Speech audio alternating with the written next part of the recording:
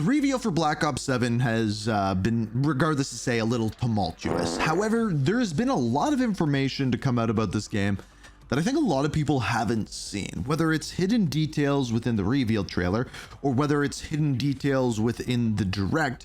There's a lot of little things, whether it be in campaign, story, multiplayer, or even zombies, that I think a lot of people probably missed. And in this video, we're going to go over all of those, specifically looking at ranging details from little things to do with, for example, Frank Woods dying, his funeral, things that literally pop up on screen for less than a second, all the way into multiplayer details and gameplay features that you probably didn't see without pausing the video and taking a deeper look. So without further ado, let's dive in, starting out with the story side of things. So very quickly, when watching the reveal trailer, the first few scenes that we see are all inside of David Mason's or someone's head. In fact, the first mission that we see is a completely disheveled LA, which is reminiscent of the second to last mission, penultimate mission within Call of Duty Black Ops 2. During that opening sequence, there's a lot to kind of stop and look at, some words that pop up on screen, but it's actually none of that surprised me. There is a scene where something flashes upon screen, and only if you pause it can you actually see what it was. That right there is nearly identical, in fact, a red symbol of the ghost icon from Call of Duty Ghosts, so I don't know whether or not there's going to be some sort of tie-in there. Now, as we move on to the next thing, we kind of start to get into what the actual story of this part of the game is going to be. We see in what appears to be potentially Japan, we have a screen with Raul Menendez on it giving some sort of speech. Now, based off of Black Ops 2, we thought that we killed Raul Menendez, which leads to where the story cuts in. Our character, David Mason, assumes that Raul Menendez is dead, yet he is sent this video by Raul Menendez saying that he's going to be performing another attack within the next 3 days. That is when him and his JSOC team get sent into Avalon to figure out what is going on in the year 2035.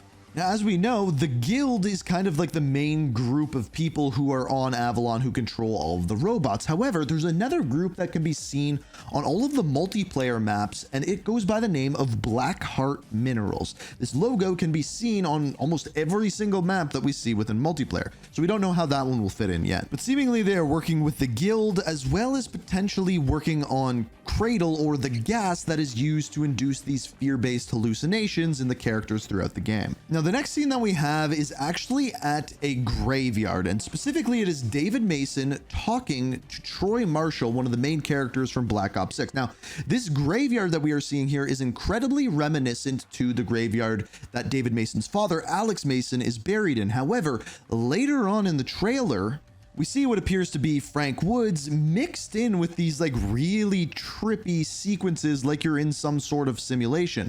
This is then followed up by a gravestone saying in memory of Frank Woods, looking like it is in that graveyard that we saw Troy Marshall as well as David Mason in early on. What this leads me to believe is that one of the opening scenes of the game maybe is either Frank Woods' funeral or even more just them going to visit the grave. However, here's the weird part about this. On the gravestone, there is a cane. Now, the cane, we never actually see Frank Woods walking with a cane whatsoever. From day one, he was in a wheelchair, so I'm not 100% sure where that cane is coming from. Now, if we take a closer look at the kind of glitch that happens throughout that, you can see in the middle, there is writing that says Trojan terminated. In other words, virus terminated, which kind of plays into the overall story of Black Ops 3, actually. So I'm not exactly sure how that one ties in yet either. Now, this trailer, I actually think does a pretty good job of explaining to us what then happens. So after Raul Menendez contacts them with the video,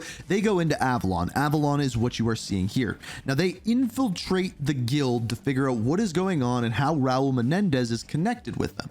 And as they break in, eventually they make their way to a room where the Raul Menendez tape plays, causing fear in David Mason, and then the gas that we're assuming is a futurized version of Cradle drops into the room, and as it does, our characters start to hallucinate and then wake up in what our first location is of Nicaragua. And actually at the very beginning of this, you can see them drop through the sky through this red gas bubble. So why is Nicaragua important? Well, this is the location from Black Ops 2 where Frank Frank Woods actually kills Raul Menendez's sister, Josefina, essentially causing the rest of the events of Black Ops 2, which then triggers Raul Menendez to strike revenge and killing Alex Mason and that entire story. So that is why this location is important. Now, Los Angeles is pretty straightforward. This is the attack where Raul Menendez sends all of the drones, all of America's drones, to attack their own country. This is what causes the fear in the rest of the world and people to actually support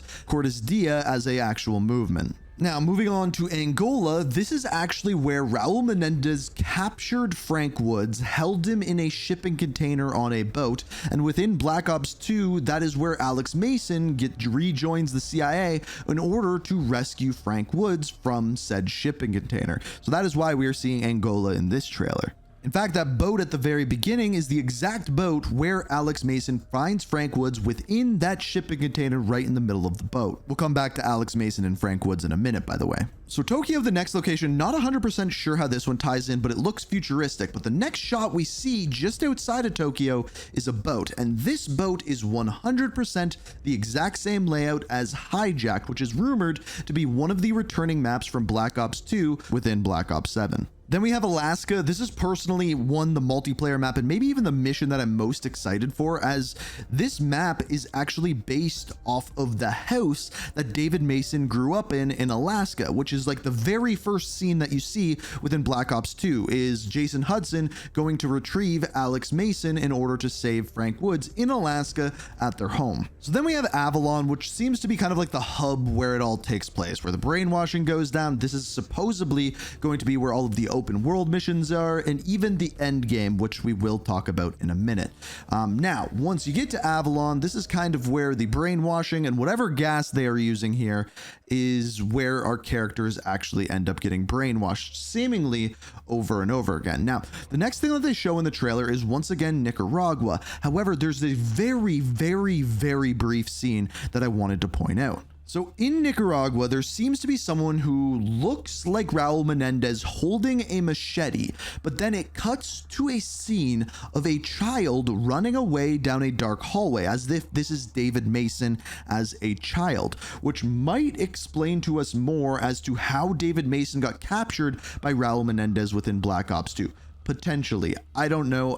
This scene literally happens within like a second and a half. And then after this, we seemingly have a scene of what appears to be Alex Mason getting brainwashed right before we see Frank Woods and his gravestone. Then watch this scene at full speed, and I guarantee you missed a lot. So now let's slow this down. So the scene starts out with Emma Kagan walking towards you, but eventually it transitions into David Mason, and then Raul Menendez, and then Alex Mason, and it's seemingly pushing forth the narrative about how all of these characters, specifically David and Alex Mason and Raul Menendez, are all tied together within one. And I think we're going to actually see some sort of flashbacks or brainwashing sequences with Alex Mason and Frank Wood. Now, the final thing from the trailer that I wanted to point out is the giant Mike Harper. Now, you probably noticed that. What you didn't realize is the thing that he is crushing off to the right-hand side there is, in fact, the USS Obama, which is the ship that you bring Raul Menendez within Black Ops 2. Now, moving into the Endgame and Avalon, this is kind of our first overview of Avalon, and if we look off into the distance, there's a couple of interesting things. First of all, you can see green smoke, as almost if some sort of cash drop is coming in alongside what appears to be some sort of security checkpoint or something along those lines. But after this, we kind of get an idea of what the open world is going to look like. We see a big ship with some guild soldiers walking through it, but then we see the scene with the gas in the background.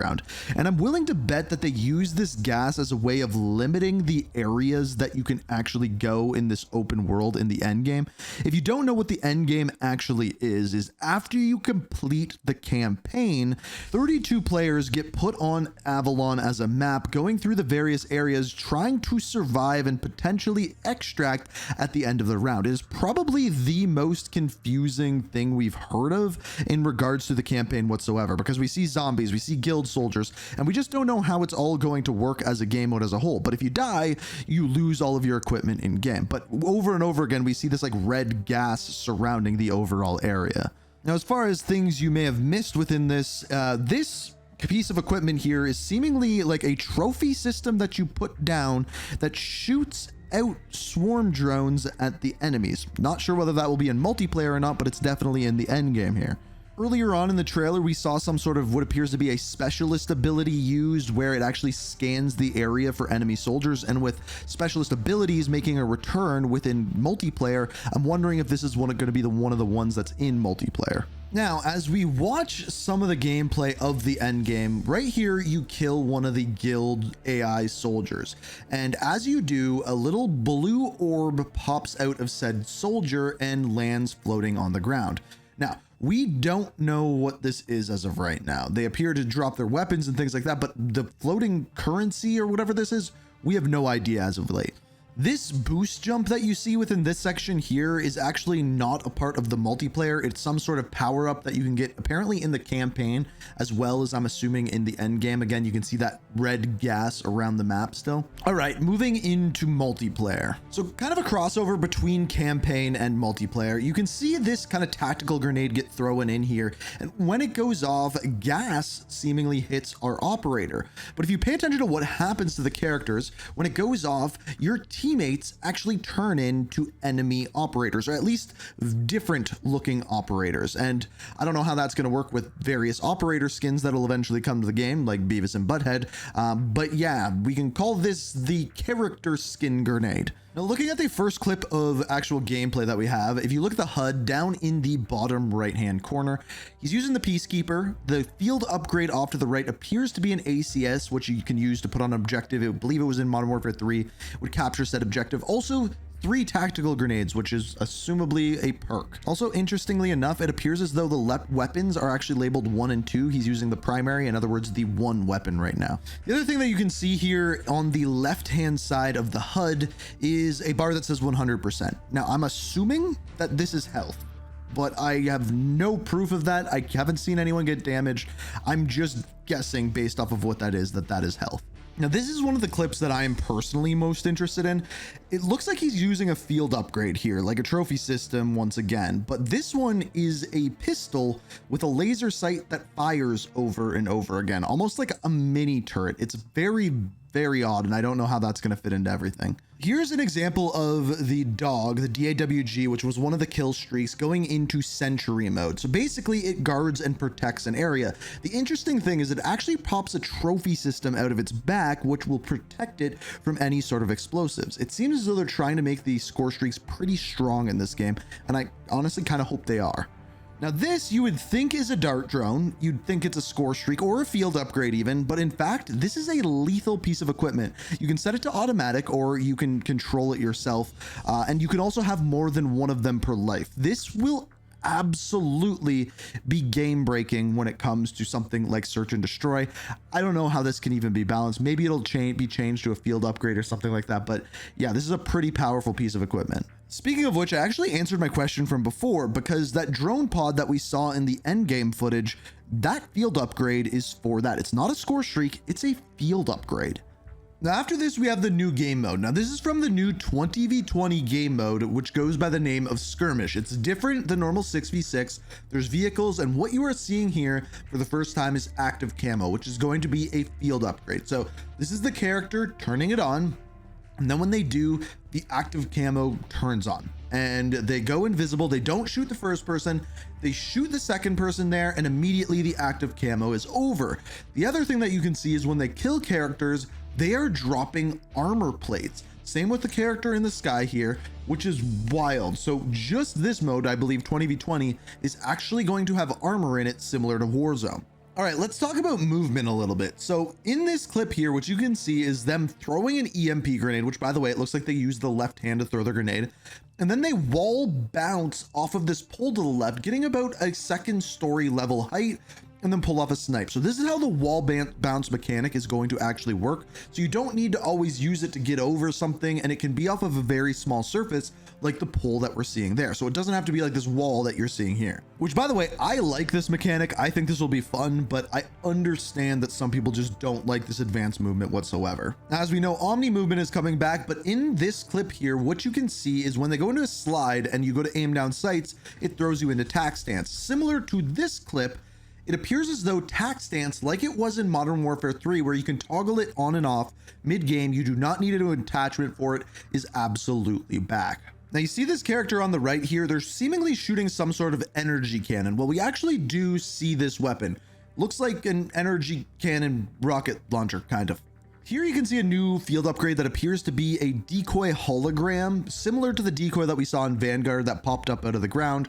However, this one's a hologram. I believe they are calling it the Echo unit, and in this clip you can kind of see what it looks like in action.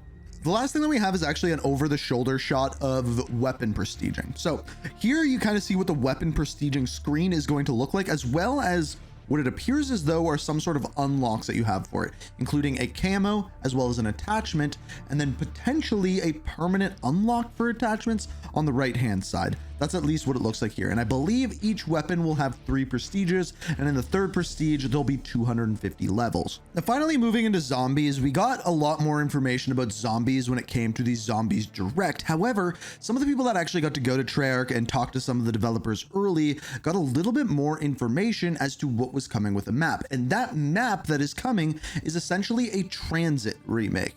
Now, in this, you're going to have a wonder vehicle that will transport you from 6 different locations around the transit map. That's essentially the one new map that is coming at launch. The rest is actually going to be taking, for example, one of those locations on that transit map and making it a survival map. So now that you know that, all of the clips that you are seeing here take place on the brand new transit map, in which you were able to see, first of all, the vehicle that is clearly taking them from point A to point B, as well as a couple of the various different locations that'll be located around the map. Like, for example, here it appears to be the farm or the farmhouse in this said transit remake. Finally, the last thing that we have is Dead Ops Arcade. It is making a full return, and the interesting thing about Dead Ops Arcade in this game is you're actually going to be fully able to level up your character and level up you in the game and weapons in Dead Ops Arcade. And I'm very curious to see how that works and how all of the XP pans out, but a lot of different game modes as a whole. But regardless, this has been everything that I think you may have missed in the reveal, whether it was in the direct or in the trailer. I tried to break down everything as quickly as possible so that you guys are fully informed. There was a lot here, and if you guys enjoyed the video, it's much appreciated if you hit that like button. And as we cover more and more into the story and everything into Black Ops 7, I hope you guys are enjoying the videos. And until next time, peace. We are reaching for the stars, but we're made